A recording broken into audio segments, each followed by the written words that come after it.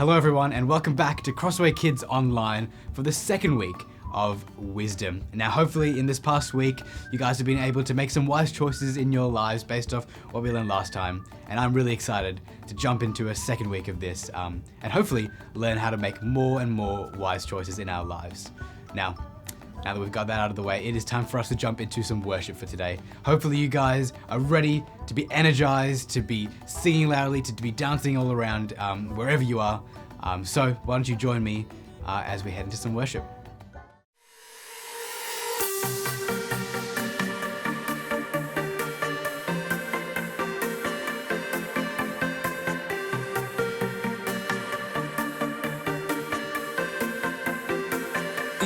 Came to save us from the depths of sin, releasing power for the world to see. Love unimagined, relentless like a flood, the sacrifice of life, your blood spilled out for us. Only you are infinite in love. Only you are higher than a star. Only you are ruler of the kings. Only you, only you.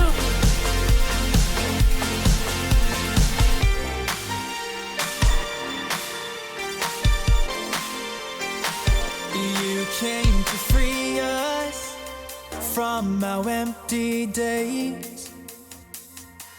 Heaven came down, the dark exposed to light. You're waiting for us to run back to your arms. So come breathe unto us a brand new life in you. Only you are infinite in love. Only you are higher than a star. Only you are ruler of the kings. Only you, only you. Only you can bring us back to life. Only you can overcome the night. Only you can heal this broken world. Only you, only you.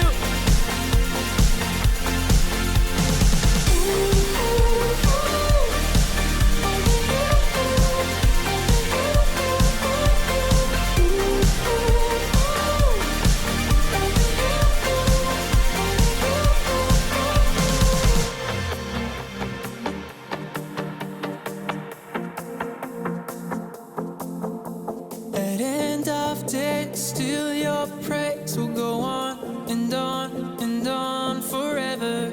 At end of days, still your praise will go on and on forever. At end of days, still your praise will go on and on forever. At end of days, still your praise will go on and on. Only you are infinite in love. Only you are higher than a star. Only you are ruler of the kings. Only you, only you. Only you can bring us back to life. Only you can overcome the night. Only you can heal this broken world. Only you, only you. Only you, only you.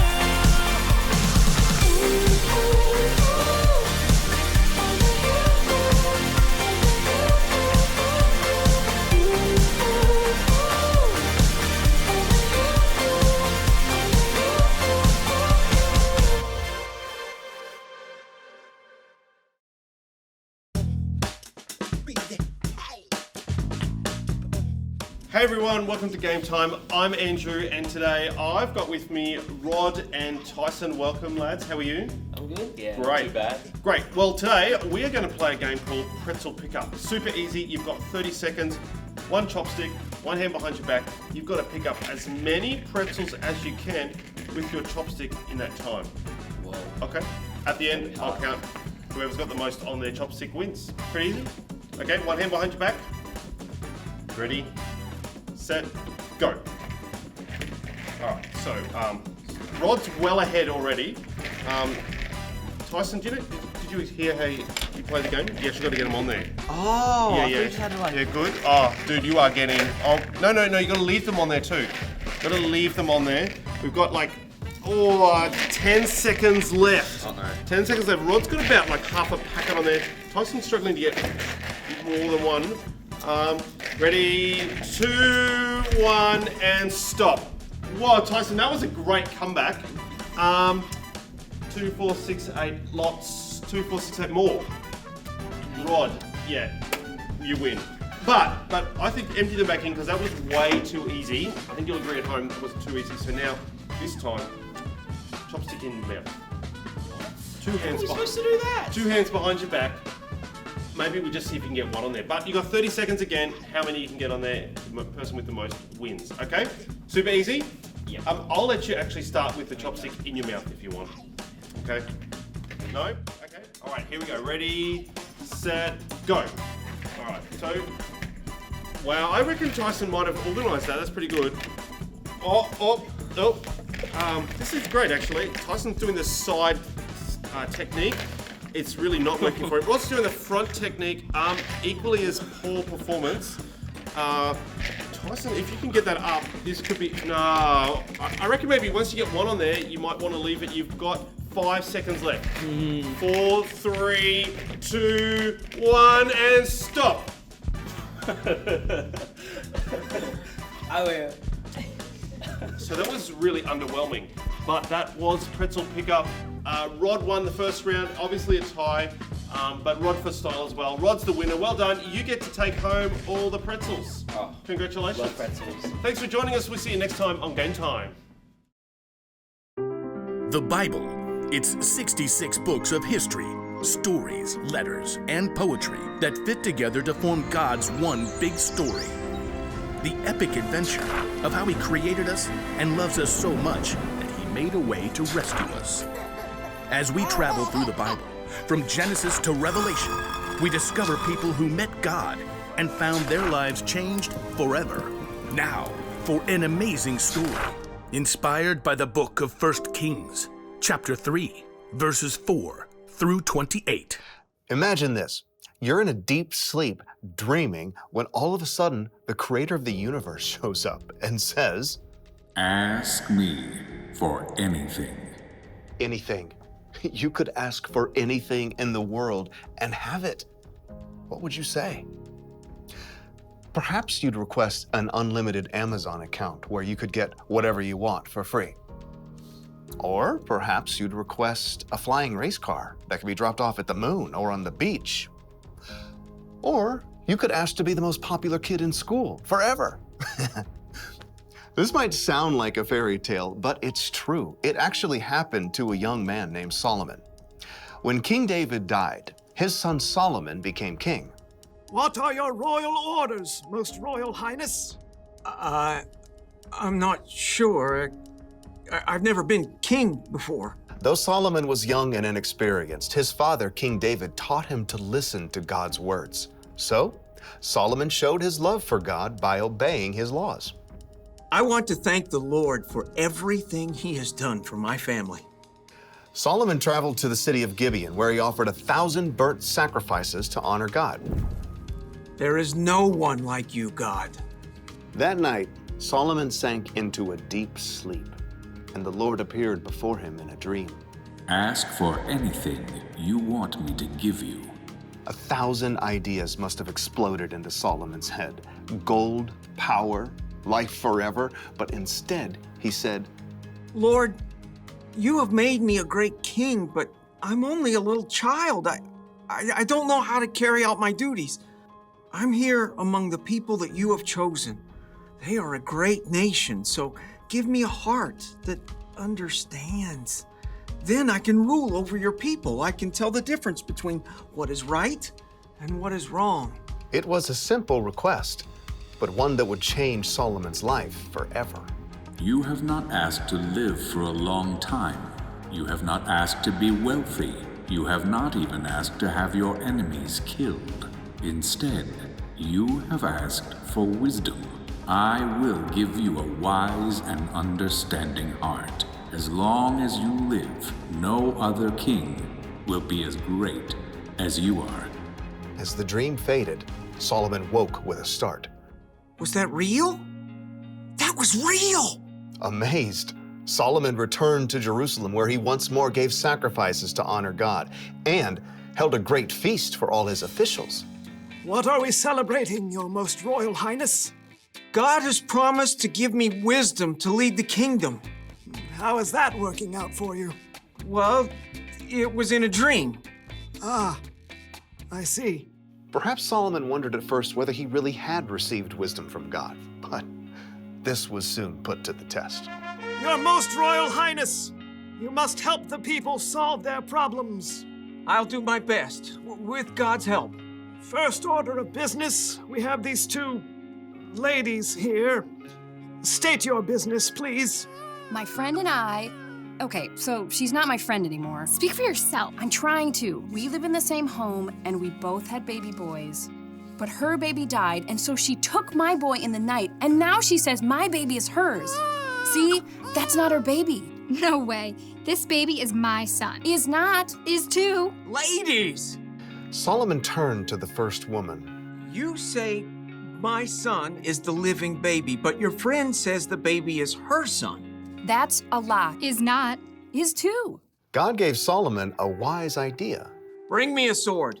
An official quickly brought the king's shining sword. Your royal sword, Your Royal Highness.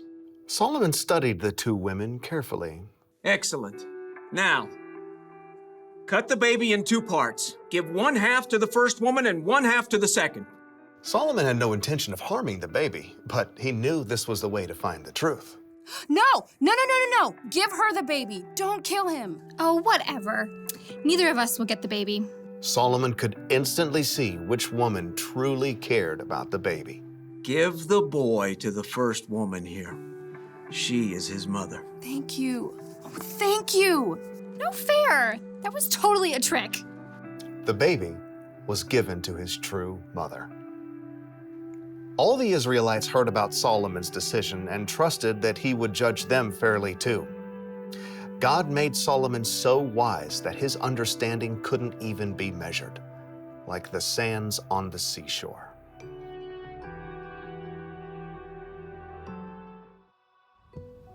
I've got a question for you. If you could have anything, real or imaginary, what would you have? It's pretty fun to think about, isn't it? You know, I reckon I would go for a massive boat that I could sail around the world in, or a sports car, or even the latest gadget or device or phone. You know, Solomon could ask for anything. He didn't ask for money or power or an endless supply of chocolate. No, he asked for God's wisdom. God's wisdom is so important. You know, it helps us in those tricky or confusing situations where we don't know what to do. You know, the world tells us that we should find wisdom in people or ads. You know, we should follow those people on YouTube or buy certain products, and that will give us a better life. But that's usually not the case, is it? You know, Solomon's story shows us that we can trust God to give us wisdom. You know, we should be able to trust God and know that what he says about himself is true and what he says about us is also true. But it's more than that. We need to ask God each day for wisdom. We need to trust that he will give us that wisdom. Trust God to give you wisdom. Being wise means knowing where to look when you don't know what to do. You know, one place we can look is in the Bible. And there's a verse that's coming up that's going to help us with that. James 1:5 is going to come up on your screen, except some of the words are jumbled up. Your job is to unjumble the words. And once you've done that, I want you to read it out aloud to reveal the whole verse. Let's do it.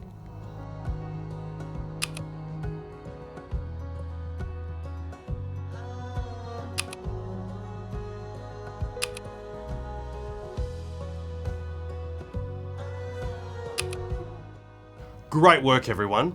Now, why don't we have a Bible race together? After God gave Solomon all that wisdom, he wrote it all down, and that's the book of Proverbs now. This is really simple. All you need to do is grab a Bible for each person in the race. Why don't you go do that now?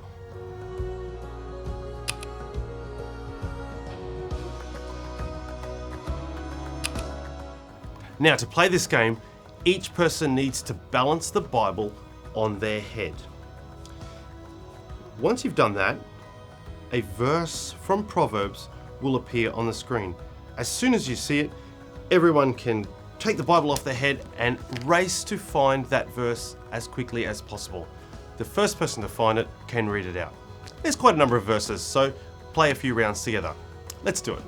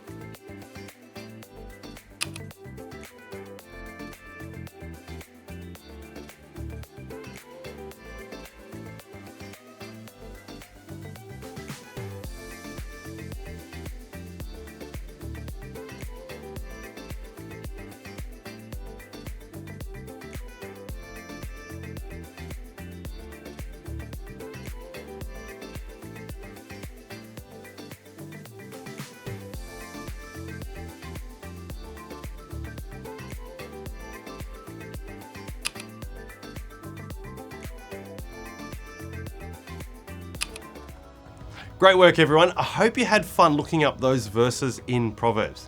Now, before we go, I would love to pray. Would you join me in praying? Let's bow our heads and pray. Dear God, thank you that you want to help us make wise choices. We know that you are wise, God, and always know what's best. Please give us all the wisdom we need to make good decisions that you're happy with. Thank you that we can trust you to give us wisdom. Amen. And there we go. There we have it. That is the end of our service for today. And hopefully you guys are so full of wisdom now that your beards are starting to grow out, or your mind is starting to expand. I don't know, but no, I'm sure that's not happening. But what I do hope has happened is that you've got a whole lot of tools in your pocket now that you can use to show wisdom, to make some wise choices in your life this week. And so you don't end up in any tricky situations. And so we're going to be praying for you guys that you have a great week as you make some wise choices. And of course, we look forward to seeing you again next time. Have a great week, guys, and take care.